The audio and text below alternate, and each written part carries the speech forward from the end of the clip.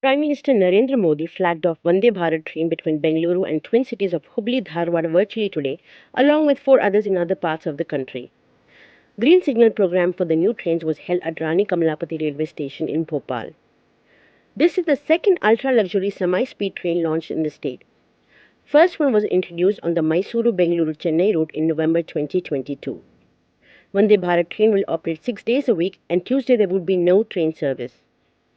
Executive class of Vande Bharat Express train will cost 2,265 and AC chair will cost 1,330. The train service will be available from June 28th, and the train will depart at 5:45 a.m. from KSR Bengaluru station and reach Dharwad at 12:10 p.m.